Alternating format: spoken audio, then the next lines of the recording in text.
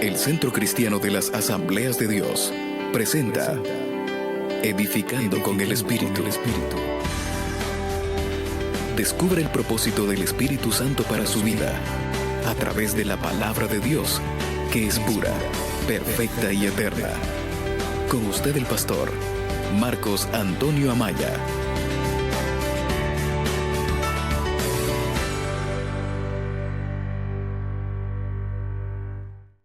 Radio, sabéis que hay un buen número de ellos que no han podido ir a sus casas de oración o no son evangélicos y están oyendo la palabra de Dios a través de la radio. De la misma manera, le damos la bienvenida a los que nos están mirando y oyendo a través de internet. Me quedo sorprendido de la cantidad de personas que reciben esta palabra a través de esos medios, y lo menos que podemos hacer nosotros es darle la bienvenida a ser parte de este culto y recibir la palabra del Señor.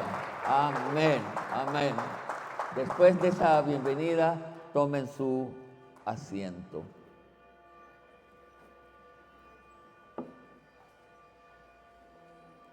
Amén. ¿Listos? Lamentablemente, para algunos, el ser oyente del pastor Amaya es un problema. Yo lo he confesado, no soy bueno para predicarle a gente dormida. Me emociono cuando predico a gente despierta, que anhela comprender, que anhela recibir la palabra, porque lo que viene es más como consecuencia. Cuando uno ha recibido la palabra, ha puesto atención, los efectos de la palabra seguramente vendrán. Yo espero, y voy a tratar de ir hablando porque cuando ya como que me escucho, tengo el problema, si quiere defecto, de hablar muy rápido, y eso algunas veces se presta para que ustedes no reciban lo que yo quiero decir.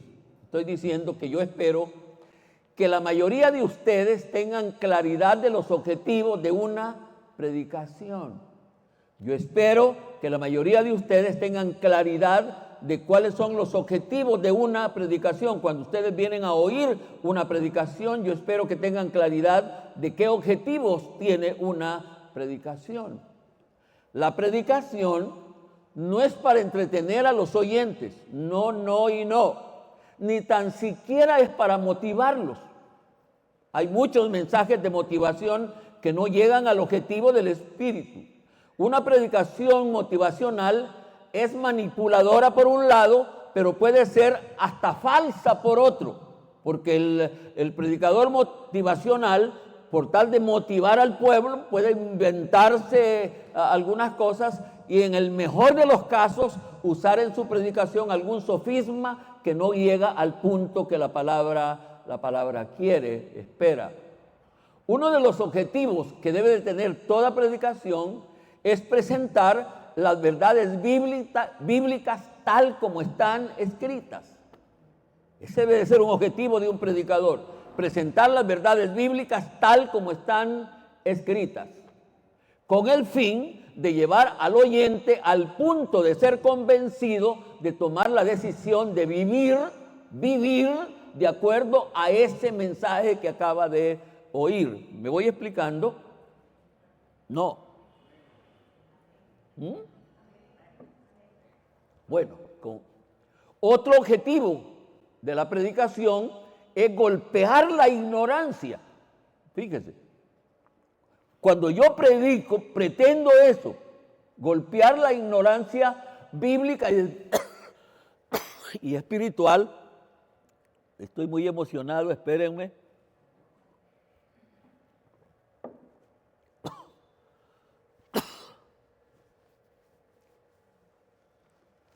Golpear la ignorancia bíblica y espiritual que lamentablemente abunda entre el pueblo inclusive el pueblo evangélico. Parece que esto no es muy bueno decirlo, pero hay mucha ignorancia, hay mucho, fíjense que yo les he enseñado, les he dicho, que son tristes cómo nosotros aprendemos. Por ejemplo, ¿cómo hemos aprendido a orar nosotros? Por favor, ¿cómo hemos aprendido a orar? ¿Leyendo la Biblia? No. ¿Cómo hemos aprendido a orar? Oyendo a otro que ora. Y si ese otro que ora no aprendió a orar leyendo la Biblia, no lo está haciendo correcto. Un creyente que empieza a orar, a ordenarle a Dios que haga lo que Él quiere, no ha leído la Biblia. Porque este Dios nuestro, espero que sea el suyo, este Dios es nuestro, es soberano para hacer aquello que Él quiere hacer. Amén. Entonces es golpear en un mundo de oscuridad espiritual como el nuestro. La presentación responsable del mensaje de la Biblia es la gran alternativa. Nuestro mundo es de oscuridad y la gran alternativa es la presentación de la palabra de Dios. Es en ese sentido que se debe de aprovechar toda ocasión para cumplir con los objetivos de la predicación, cuando menos los objetivos que acabo de mencionar. ¿Recuerdan los objetivos que acabo de mencionar? ¿Lo recuerdan? ¿Sí? ¿Cuáles fueron? Solo para vernos cómo vamos. Presentar las verdades bíblicas tal como están escritas. Y dije otro, golpear la ignorancia que abunda lamentablemente en el pueblo, inclusive en el pueblo evangélico. Entonces, en ese sentido hay que aprovechar toda oportunidad para presentar esos objetivos. En ese sentido, voy a aprovechar la ocasión de la mal llamada Navidad para orientar al oyente sobre cuál debe de ser el enfoque apropiado de esta actividad, porque decir verdad, la gran mayoría de actividades de esta conmemoración se apartan totalmente del enfoque bíblico.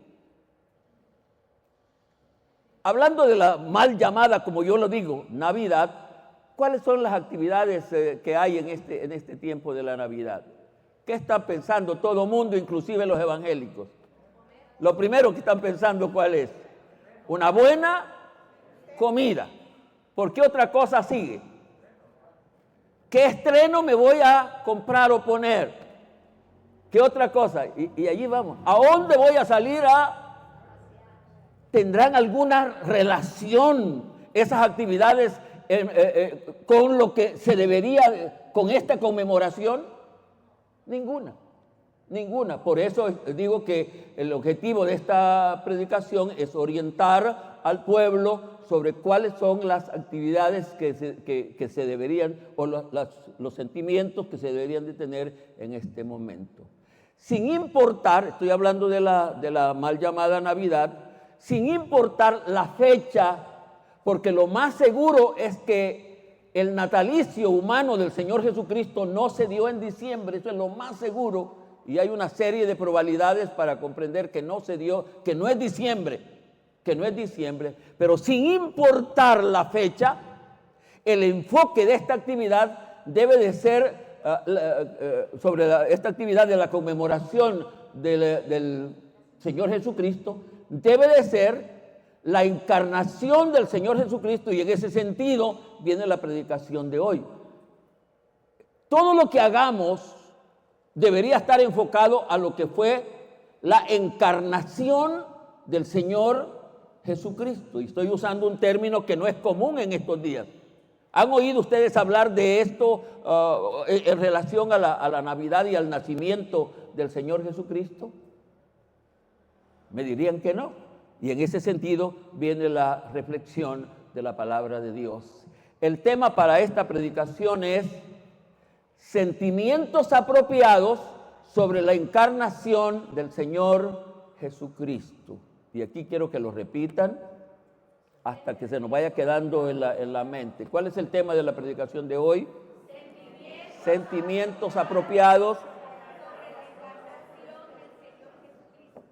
Porque ya vimos que lo que se siente y se piensa en la Navidad no tiene casi nada que ver con el acontecimiento. Por eso, repito, la orientación de hoy, bíblica de hoy, viene sobre los sentimientos, lo que sentimos que debe de ser apropiado sobre la encarnación del Señor Jesucristo. Una vez más, por favor. Sentimientos Qué bueno, oigo voz más fuerte a este lado. Vamos a ver a este lado, mi izquierda. Tema: sentimientos apropiados sobre la encarnación del Señor. Juntos todos ahora.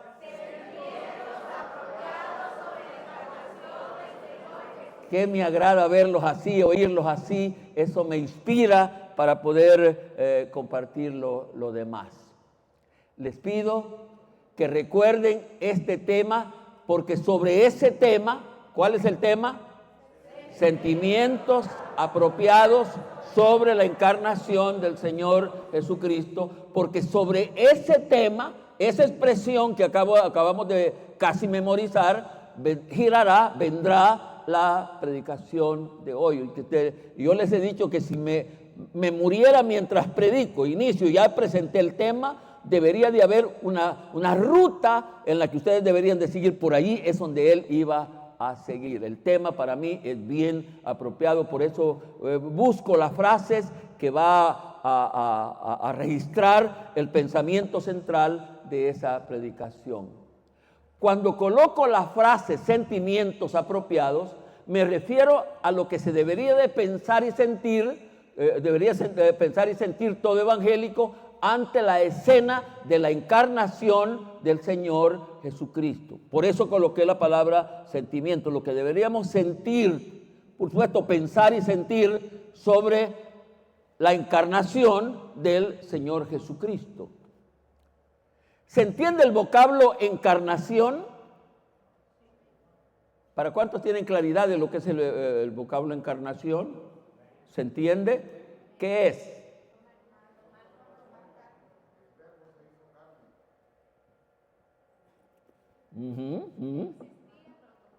Hay un pensamiento muy bonito ahí, acabo de oír. Partamos de que no es un vocablo común. Encarnación no es un vocablo común. Es más, yo diría que es un vocablo exclusivo al aspecto que voy a aplicar el tema que estamos, desarrollar el tema que estamos teniendo. Es exclusivo para el caso, la escena que vamos a considerar hoy. Hay una ciencia, me gusta, no la comprendo mucho, la uso con el respeto y cuidado que debo de hacerlo. Esa ciencia se llama etimología. La etimología trata de encontrar las raíces de la palabra, las raíces profundas de la palabra. Y en etimología, ese vocablo, encarnación, el sustantivo encarnación lo copié, no es mío, yo les digo cuando son mis definiciones. El sustantivo encarnación deriva del verbo latino incarno, acompañado del prefijo incaro. Allí, según el latín, la palabra, etimológicamente hablando, que significa carne, y ambas raíces significan ser hecho carne, y ya encontramos un versículo, oímos un versículo que se refiere propiamente a eso. Encarnación es ser hecho carne. Y ya dije que ese término no puede ser aplicado a ninguna otra persona o ser o situación, sino es exclusiva del Señor Jesucristo, y lo voy a explicar a continuación. La encarnación del Señor Jesucristo, la encarnación del Señor Jesucristo. Acabo de decir que el vocablo encarnación es de aplicación exclusiva porque solamente es apropiada usarla en relación a la aparición humana del Señor Jesucristo. Solo en esa circunstancia es apropiado usarlo. El natalicio del Señor Jesucristo, vocablo natalicio significa relativo al día del nacimiento, no se le puede llamar nacimiento. Al natalicio del Señor Jesucristo no se le puede llamar nacimiento, aunque ese término, porque los lectores de la Biblia, pero hermano Marcos, aquí aparece la palabra nacimiento, pero estoy diciendo que aunque aparece el vocablo nacimiento, para el Señor Jesucristo no es aplicable porque Él ya existía cuando vino a tomar forma humana. No sé si me voy explicando. Por eso es que no, la palabra nacimiento, cuando una persona nace, es un ser que empieza a vivir. Ese es un nacimiento. Un niño nació y empezó a vivir ese mismo instante, no ese mismo instante, desde que fue concebido en el vientre de la madre, él empezó a existir, pero va a ser visible su aparición cuando él nace. Eso no es así en el caso del Señor Jesucristo, porque el Señor Jesucristo ya existía cuando vino a tomar forma humana. ¿Van conmigo? ¿Me van siguiendo, por favor? Es por eso que el término apropiado para referirse al nacimiento del Señor Jesucristo es encarnación, porque encarnación significa tomar carne, que eso es exactamente lo que pasa en el Señor Jesucristo. Eso fue lo que pasó con él. En principio, no olvidemos que el Señor Jesucristo es y aquí me refiero a aspectos que lamentablemente no se comparten con la simpleza con la que yo las comparto. En principio, no olvidemos que el Señor Jesucristo es una de las tres divinas personas que integran al único Dios. Este Dios nuestro, este Dios creador y sustentador de todas las cosas, está integrado por tres divinas personas que son Señor Jehová, Señor Jesucristo y Señor Espíritu Santo. Una de esas tres personas, lo acabo de mencionar, es el Señor Jesucristo. Así que en principio no olvidemos que Él ha existido por la eternidad, lo cual indica que Él ya existía, existe y existirá por siempre. El Señor Jesucristo no es que existe por primera vez en el pesebre. Él existía, y vamos a ver un poquito más adelante ese misterio. Dice San Juan capítulo 17, versículo 5, dice lo siguiente. San Juan capítulo 17, versículo 5.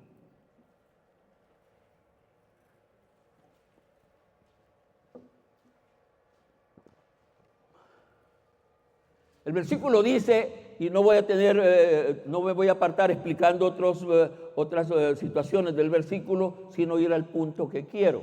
Ahora pues, Padre, está hablando el Señor Jesucristo, glorifícame tú al lado tuyo, y mire lo que sigue diciendo, con aquella gloria, me van siguiendo, van leyendo, con aquella gloria que tuve contigo antes que el mundo fuese. Estoy queriendo reafirmar la existencia del Señor Jesucristo, no que tiene un principio, porque el Señor Jesucristo y Dios no tiene principio. Él es eterno por siempre, pero ahora Él está señalando que dice, glorifícame tú mismo con aquella gloria que tuve contigo antes que el mundo fuese. En la deidad había una gloria entre ellos, y en esa gloria, en ese sentimiento, estaba la persona del Señor Jesucristo.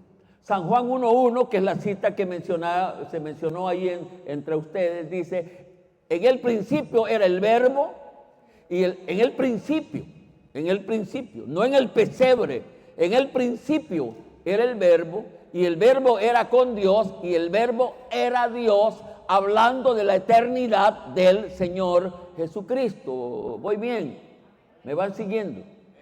Es por eso que al hecho de que el Señor Jesucristo vino a este mundo a tomar forma humana, se le debe de llamar encarnación. Repito que aunque el vocablo nacimiento aparezca ahí porque significa que él toma presencia física, pero el vocablo correcto, completo, teológico, bíblico es encarnación, porque un ser que ya existía, me voy explicando, viene ahora y toma forma humana. Y por supuesto lo voy a explicar más adelante el proceso. Por supuesto que ese milagro de la encarnación del Señor Jesucristo, como es lógico, se da todo el proceso natural. Se da aunque Él ya existía, para que Él aparezca en la tierra, se da todo el proceso natural, que pasa por su estadía en el vientre o su formación en el vientre de una mujer, seguido de un nacimiento como el de todo niño y asimismo su crecimiento natural. Todo eso es lógico, porque era el momento de que él estaba tomando presencia física, pero él ha existido por todas las eternidades, para que vayamos comprendiendo que el hecho de que él aparece y no estaba naciendo, estaba apareciendo físicamente, pero lo que hubo realmente es una encarnación, que es cuando una persona que ya existía viene ahora a tomar forma humana. Por supuesto, estoy usando mucho la palabra por supuesto que ese milagro y todo ese proceso se da por obra y gracia del Espíritu Santo. ¿Cuántos dicen amén? ¿Cuántos dicen amén? Estoy diciendo que todo ese proceso se da por obra, que un ser que ya existía y que era parte de Dios, ahora en el plan de redención, esa persona se ofrece a sí mismo para venir a tomar primero forma humana, que sucediera la encarnación, y luego el proceso ahí en el vientre de María hasta nacer y luego crecer. Todo eso se da por obra y gracia, lo repito, por obra y gracia del Espíritu Santo, de lo cual están todas las pruebas bíblicas y por lo tanto no debe de haber ninguna duda.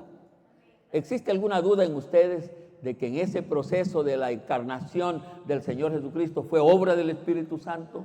No debe de haber ninguna duda. Las pruebas están. Dice San Lucas capítulo 1 versículo 34, rapidito por favor. San Lucas 1:34.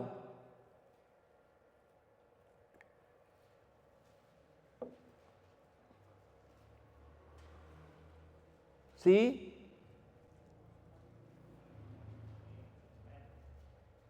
En un culto de la semana hemos estado, por decir una palabra, casi obligando a los creyentes que asisten a que se aprendan los libros de memoria, se aprendan de memoria los libros, porque cuando uno sabe los libros de la Biblia y los tiene en la mente y hay una cita, es fácil encontrarlos.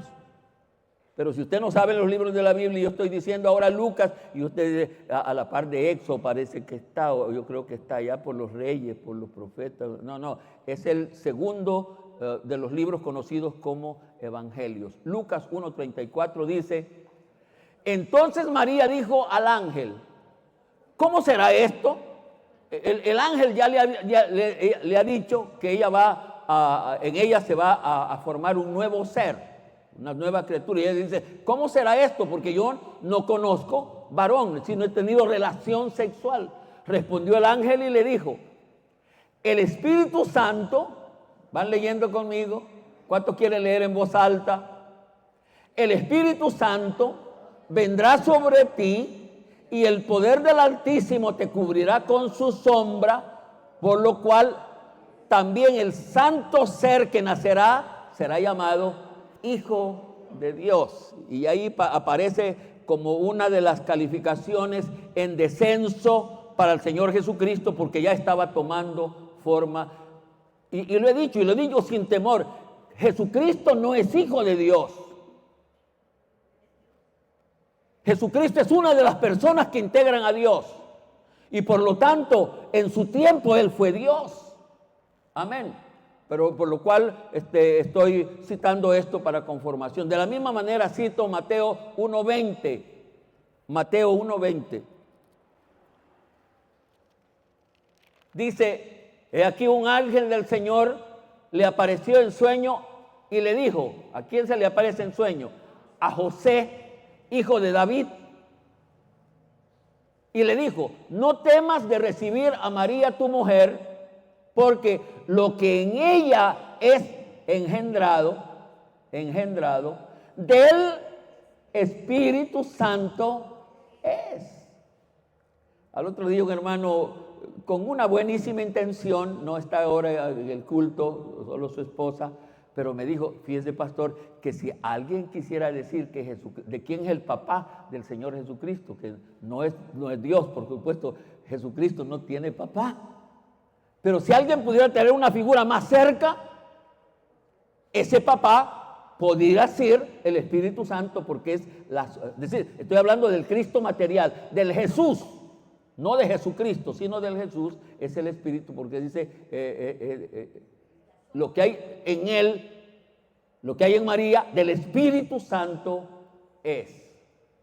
Por supuesto que este hecho debe de ser considerado como único, porque hay una teoría por ahí que acepta la encarnación. No hay encarnación. Este hecho de la encarnación de la que predico hoy debe considerarse como único hecho. Fuera del Señor Jesucristo, nadie, absolutamente nadie puede encarnarse, solo algún demonio.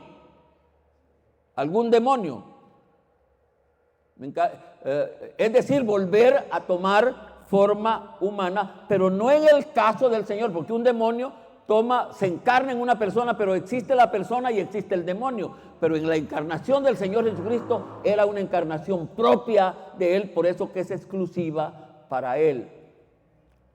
Pero ahí tenemos a una de las personas divinas que conforman al único Dios, tomando forma humana de manera voluntaria. Este es otro detalle que debo de dejar claro aún en esta predicación, que no tiene que ver muy directamente con eso. Estoy diciendo que esa encarnación no es como la mayoría lo manejamos bíblicamente, y realmente no pudo ser así, que a él al Señor Jesucristo lo mandan y Él viene a encarnarse porque lo mandan. Eso no es cierto. Esa encarnación se debió a un acto soberano, a un acto de decisión personal del propio Señor Jesucristo. Y dice Filipenses capítulo 2, versículo 6.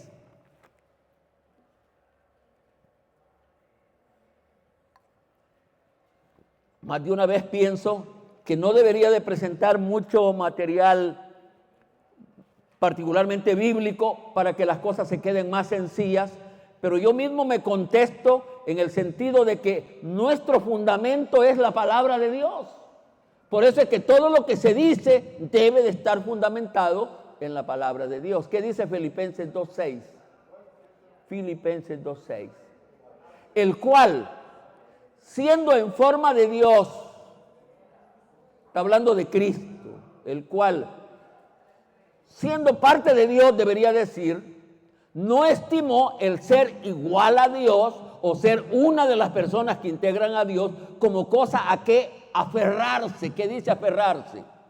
Agarrarse, asirse. No es un argumento. No, yo no puedo ir a la tierra porque yo también soy Dios. No, él no se aferra a eso, sino que se despojó a sí mismo, tomando forma de siervo, hecho semejante a los hombres, y estando en condición de hombre, se humilló a sí mismo, haciéndose obediente hasta la muerte y muerte de cruz.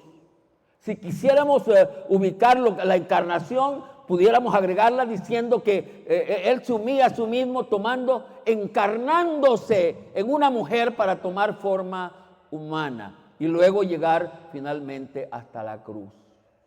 Hasta aquí he compartido parte del tema. ¿Cómo es el tema?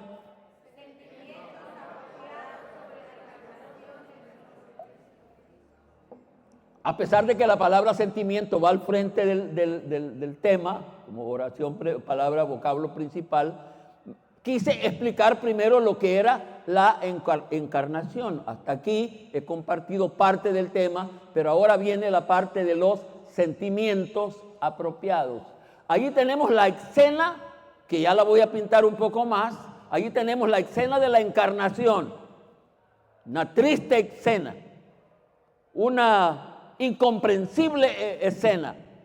Pero ahora vamos a hablar de qué sentimientos deben de haber en el pueblo. Estamos pensando en la encarnación del Señor y estamos viendo cómo la mayoría, inclusive el pueblo evangélico, se aparta de tener los sentimientos apropiados en relación a aquella escena. Por eso creí yo que debería en este día hablar de eso, a fin de que el pueblo del Señor, ustedes y los que nos oyen y nos ven, puedan volver, querer, desear, tener los sentimientos apropiados ante esa escena de la encarnación del Señor Jesucristo. ¿Comprendemos esto de sentimientos apropiados? ¿Los comprendemos? Es decir, lo que sentimos, lo que pensamos y sentimos en relación a la encarnación que sean sentimientos apropiados, porque hay veces que uno tiene sentimientos que no son apropiados. ¿Me explico en eso? No sería, aunque nosotros tratamos de hacerlo y darle una aplicación diferente, no sería un sentimiento apropiado que en la velación de alguien pues hubiera baile.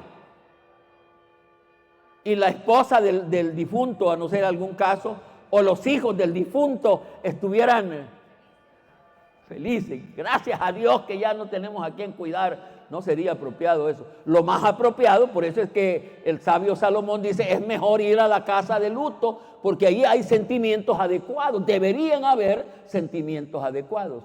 Empiezo a explicar ahora lo que son los sentimientos según esta predicación y que son los que deberíamos de tener ante la encarnación del Señor Jesucristo. Es en ese sentido que esta predicación tiene el objetivo de orientar para que expresemos apropiadamente los sentimientos que debemos de tener en relación a la encarnación del Señor Jesucristo. ¿Me explico? Ese es el objetivo de explicar qué sentimientos serían apropiados sobre la encarnación del Señor Jesucristo. Yo quiero en este instante que nos imaginemos, voy a ir a la Biblia porque tenemos algunas citas ahí, que nos imaginemos todo el proceso que pasa la encarnación del Señor Jesucristo. Porque ahora van a venir los sentimientos que deberían de ser los apropiados. Pensemos. No tanto pensemos en el embarazo. Ya María está encinta, su estomaguito ha crecido, el tiempo de su alumbramiento se ha acercado, y en esas no coincidencias, sino cumplimientos de la Escritura, el rey ordenó que todos los habitantes de su comarca se fueran a registrar, a empadronar. Y en ese sentido, José y María buscan su población natal para irse a empadronar. Y ahí van. Se acerca el momento de su alumbramiento. En ese día llegan a Belén. Allí es donde tienen que ellos empadronarse. Ella le expresa, estoy aquí queriendo ponerle un poco de más, ella expresa a José y le dice: José, siento yo que los dolores para que el niño nazca se me están acercando. Yo creo que el niño va a nacer. Y vamos a buscar a dónde hay un mesón para que el niño pueda nacer ahí en una habitacioncita siquiera. Van a los mesones y los mesones están repletos porque todo mundo ha venido a sus pueblos natales para ser empadronados y no hallan. Finalmente llegan a un pesebre, a un lugar donde habían animalitos, y el hombre dice: aquí habitaciones no hay, pero aquí hay un establo donde quizás ustedes puedan acomodarse y calentarse un poco, y entonces para que descansen. El hombre no sabía que en ese momento pudiera nacer el niño, pero ellos van y se acomodan en el establo. ¿Cuántos saben lo que es un establo? ¿Sí saben? Es un lugar donde se le da de comer a los animales, bueyes, lo que sea. En aquella más camellos, y entonces están ahí cuando llega el momento del alumbramiento. Y ahí nace. ¿Quién nace? ¿Quién se encarna ahí? ¿O quién toma forma visible ahí? El Señor Jesucristo. ¿Quién es Él? Es Dios. Es Dios.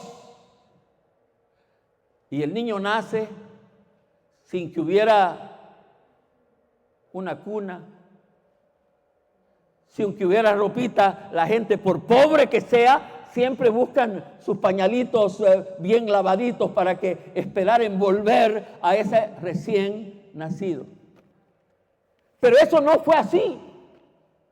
Para el Señor Jesucristo no hubo alguien queriendo pintar más las cosas. Dicen que los bueyes llegaron y el buey tiene un olfato. No es olfato, es una como respiración en la que cuando él respira, echa más calor y más.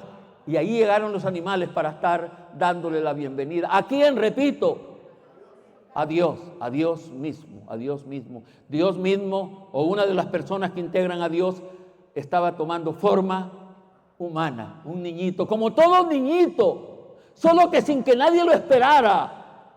Ahora viene, después de este planteamiento, ¿cuántos están conmigo en ese planteamiento? ¿Se están figurando ese planteamiento? ¿Pasó con alguno de ustedes algo así?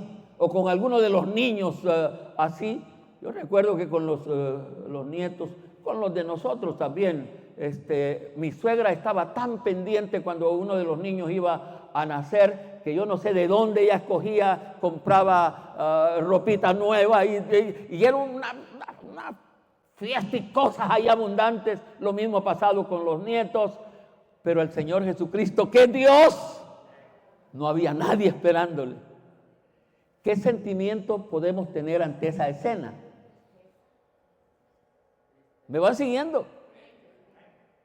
¿Qué sentimiento se puede tener? ¿Vale la pena el sentimiento que se tiene hoy? No vale, no va en relación, y no me importa el mundo. Me importan los evangélicos, me importan ustedes. Deberíamos tener el sentimiento adecuado ante semejante sacrificio. Dejó su trono de gloria y vino a tomar forma humana. Y la maldición mayor para él es parecer ser humano.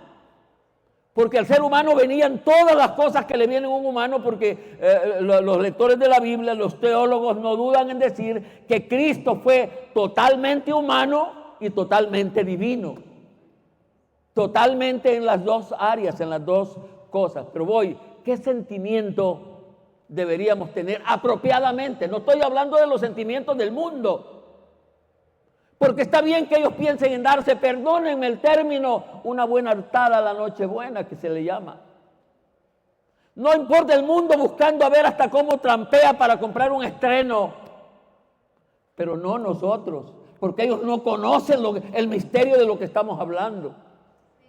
Pero nosotros sí lo conocemos. ¿Qué sentimientos deberíamos tener? Y yo digo que deberíamos tener un sentimiento apropiado, pudiera ser de pena, de dolor, de admiración. Si usted quiere, agréguele algo otros. Agradecimiento, lo voy a aplicar en otras aplicaciones que tengo, valga la redundancia, pero dejemos estos. Estamos allí ante ese, imaginémoslo. ¿Qué sentimientos deberíamos de tener? ¿Y sabe por qué vino a hacer él eso? Por amor. Por la salvación suya y mía, porque allí se estaba, no solo en ese pesebre y en esa encarnación, se estaba humillando a una de las personas que integran a Dios, sino estaba iniciándose un proceso de calvario. Un proceso de pena, un proceso de dolor, un proceso de humillación que iba a terminar llevando a las personas, llevando a esa persona al calvario, a la muerte. Yo creo que el sentimiento mínimo debería de ser de pena, por mí lo hizo, de dolor por dónde pasó. Yo creo que no ha habido niño que pase. Yo escribí ahí pensando, si fuera un niño uno diría, es que era demasiado pobre esa familia que no tuvo cómo esperar a ese niño. Pero ¿cómo iba a ser pobre el que estaba naciendo allí, siendo dueño del cielo y de la tierra? Amén. Amén. Y sabe, le siguen otras cosas. Alguien analizando el caso, pensando en la escena aquella, alguien pudiera decir, pero es que el niño no sabía lo que le estaba pasando. Quizás la pena mayor era para los papás, que no tuvieron cómo atender al niño. ¿No sabría él lo que estaba pasando? Seguro que sabía, si él lo sabe todo. Él sabía, supo desde que venía del cielo a encarnarse lo que le esperaba. Y repito, si lo que estamos ahora pensando e imaginando fuera en relación a un niño común, normal, es posible, tiene aceptación. Hay familias pobres como las hay en todas partes del mundo. Si eso se estuviera pensando sobre Marcos Amaya, es aceptable. pero estamos hablando del Señor Jesucristo que vino a encarnarse. Dice Lucas capítulo 2, versículo 7, para afirmar bíblicamente lo que acabo de decir y pintar. Lucas 2, 7. Y dio a luz a su hijo primogénito y le envolvió en pañales. No sé de dónde sacó pañales. No sé si fue su fustán o ellos usaban túnicas grandes y las rompió para envolver al niño. Y lo envolvió en pañales y lo acostó en un pesebre, en un comedero de animales lo acostó, porque no había lugar para ellos en el mesón. No hubo sino en el lugar donde amarraban las bestias que traían los caminantes. Ahí está el Señor, bíblicamente probado, así lo registra Lucas o Mateo. Si estuviéramos hablando de un niño común, pues se podría tener varias conjeturas, de las cuales ya compartí algunas, que era de una familia pobre, de que por otro lado se podría pensar que el niño no sabía, ya lo dije, él sabía todo eso. Y si estuviéramos hablando de mí de la misma manera, no hay problema, porque estaríamos hablando de un ser humano corriente, pero estamos hablando del Señor Jesucristo, una de las personas que integran a Dios. Y lo peor de todo aquello, escena, solo estaba marcando el inicio de un camino tortuoso de humillación que lo llevaría finalmente hasta la cruz. Pero estaban haciendo allá en la encarnación ese camino tortuoso hasta llegar al Calvario y todo aquello para pagar el precio de la salvación de la humanidad. ¿Qué sentimientos le produce la imaginación de esta escena? No podemos comportarnos como se comporta el mundo. No, somos otros. A mí me produce un sentimiento de pena, dolor y admiración. Admiro a Dios, admiro a Cristo, cómo dejó su trono de gloria para venir a este mundo y tomar forma humana, humillarse hasta el piso. Número 1, sentimientos, dije. ¿Qué otro sentimiento pudiéramos? Y estoy queriendo hablar de sentimientos bíblicos que están allí en la palabra de Dios. Otro sentimiento apropiado debe de ser de alegría, de alabanza y de júbilo. La misma escena debe de producirnos alegría, alabanza. Amén. Les invito a leer Lucas 2:10. Les invito a leer Lucas 2:10.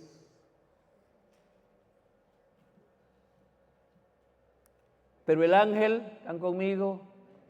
Pero el ángel les dijo, está hablando de los pastores, no temáis,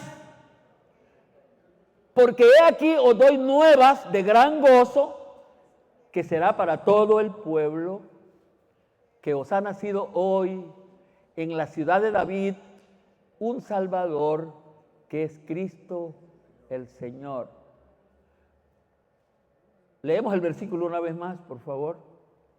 Pero el ángel le dijo, no temáis, porque he aquí, os doy nuevas, marque bien esas palabras porque me voy a referir a ellas, nuevas de gran gozo. ¿Cuáles eran esas nuevas de gran gozo? Que será para todo el pueblo. Era una nuevas de gozo universal para todo el pueblo, que os ha nacido hoy en la ciudad de David un Salvador. Se ha encarnado, por eso dije que aparecería la palabra nacimiento en algunas referencias bíblicas, pero no es la apropiada es se encarnó. Él no estaba apareciendo por primera vez, él ya existía, pero estaba tomando forma humana, se encarnó a sí mismo para traer la salvación de la humanidad entera.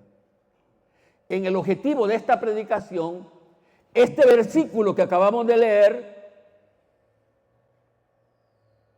en este versículo hay dos vocablos que nos llevan al sentimiento apropiado, y me refiero a la frase nuevas o buenas nuevas y gozo.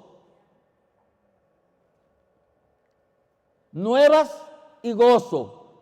Buenas nuevas, así dice literalmente el versículo, ¿recuerdan? Buenas nuevas y gozo. Estas palabras las vamos a considerar. Hace un tiempo, ojalá que alguno lo recuerde, hace un tiempo compartí una predicación en la que expliqué el significado del vocablo evangelio, ¿recuerdan? Evangelio. El vocablo evangelio significa buenas nuevas. Y por supuesto que la relación, porque está escrita en el griego, era que cuando el rey, el emperador, había perdonado la vida a una persona que iba a ser muerta en el día siguiente o días siguientes, si caía en gracia o alguien solicitaba gracia, el rey le mandaba un evangelio. Es decir, le mandaba una buena nueva diciendo, ya no vas a morir. Y esa es la nueva de la encarnación del Señor Jesucristo. Se estaba dando otra persona en lugar nuestro, estaba muriendo otra persona, se estaba encarnando otra persona para pasar todo ese proceso y llegar finalmente al Calvario en lugar de nosotros. El vocablo evangelio significa buenas nuevas, y ese es el mensaje que trae la encarnación del Señor Jesucristo. La noticia de la encarnación del Señor Jesucristo fue la gran noticia. El otro vocablo, que es una actitud adecuada, un sentimiento apropiado, es gozo. Dije que este versículo lo sentía muy apropiado, es la palabra de Dios, por supuesto, porque no dice aquí alegría. Os doy nuevas de gran gozo, dice ahí, pero no dice nuevas de, porque lo que hay en este asunto de Navidad, de la mal llamada Navidad hoy, que dicen que se conmemora el nacimiento del Señor Jesucristo, a lo que más llega, ¿a dónde llega? A alegría. Todo lo que la gente anda buscando es alegría. La comida les trae alegría, el estreno les trae alegría, la amistad del compañero les trae alegría, pero no es eso lo que trae la encarnación del Señor Jesucristo. El Señor Jesucristo, la encarnación de Él, lo que debe de producir es gozo. ¿Saben cuál es la diferencia entre el gozo y la alegría?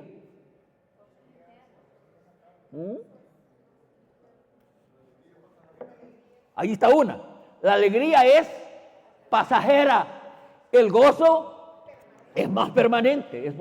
La alegría tiene que ver con las circunstancias que me rodean. El gozo no importa lo que me rodea, es gozo que viene del Espíritu. Y otras cosas pudiéramos hablar del gozo. El gozo es interior, la alegría es exterior. ¿Qué más? Pero el punto es que la encarnación del Señor Jesucristo lo que debe de traer a quienes comprendemos lo que Él hizo y por qué lo hizo, su encarnación, lo que debe de traer en el interior nuestro es gozo. Gozo allá adentro. Gozo espiritual. Otra de las diferencias que se me viene en este momento es que la alegría es más del alma. El gozo es de la carne. El gozo es del espíritu.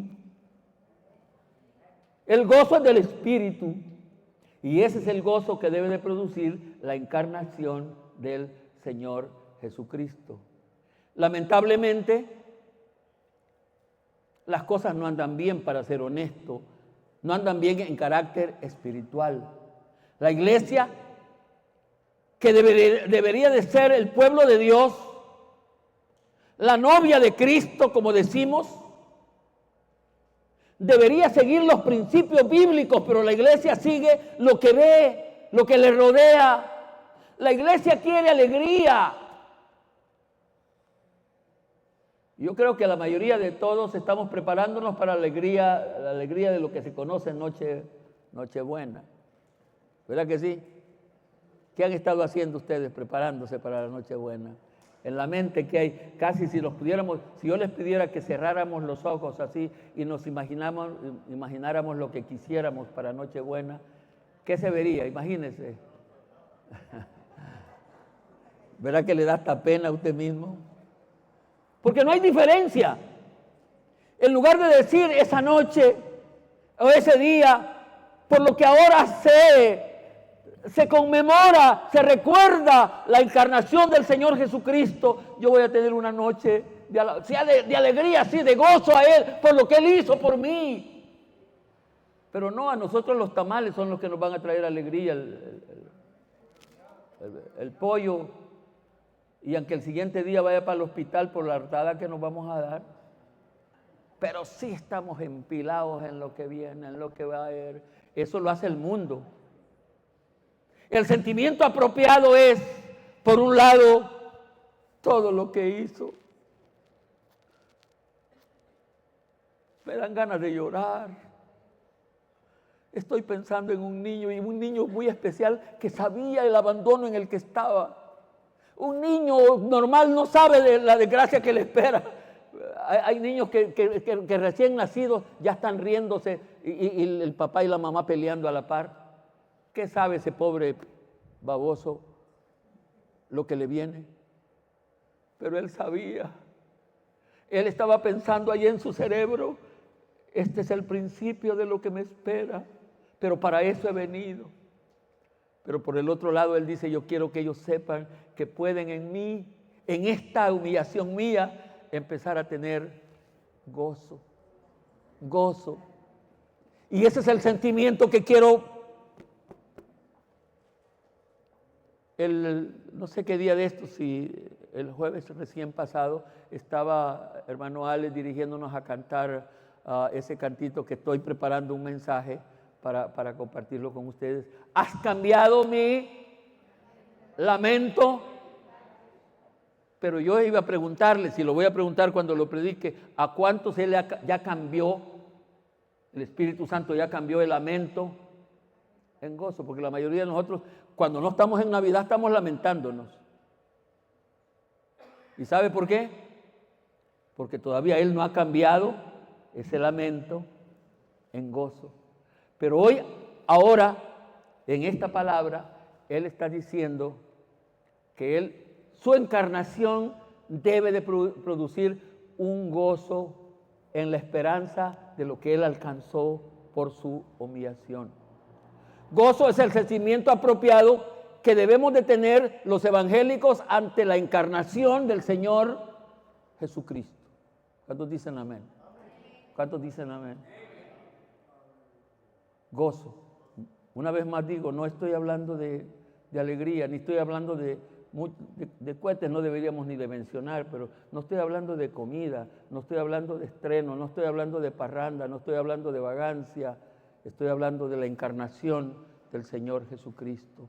Debe de producir gozo en la vida de cada uno de nosotros. Hermanos, concluyo con esto. Si comprendiéramos el alcance de la encarnación del Señor Jesucristo, que era el principio de todo el camino que Él llevaría hasta pagar el precio de nuestra salvación, sí habría razón para que tengamos gozo, no alegría, gozo, porque allí se estaba comprando el precio de la salvación.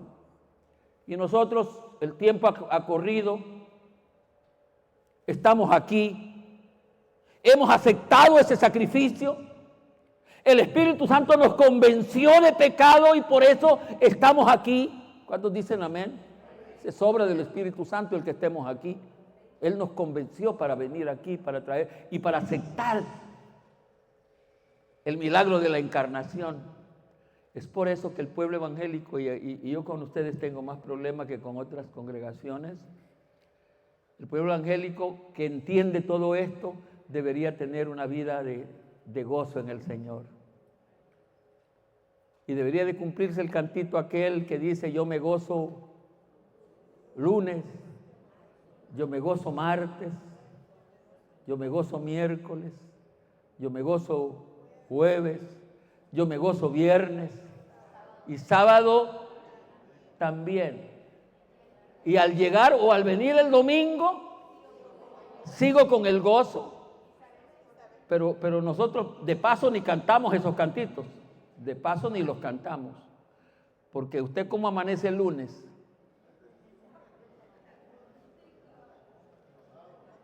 Y cuando llega el domingo, ¿qué dice? Qué bonito es domingo. Hoy me levanto a las 9 de la mañana o a las 10. No. El gozo del Señor es nuestra fortaleza. Y el gozo del Señor es producto de que el Espíritu Santo ha entrado a morar a nuestros corazones. Y ese gozo se fundamenta en que un día una de las personas que integran a Dios se encarnó, tomó forma humana. Eso significa mucho, hay mucho que hablar al respecto, pero hoy debería producir cuando menos esos dos sentimientos. Por un lado, pena, tristeza. Él sufrió por mí. Pero también ese hecho produce en mí gozo espiritual, gozo en el Señor, y yo quiero gozarme en el Señor. Vamos a ofrecer una ofrenda de palmas.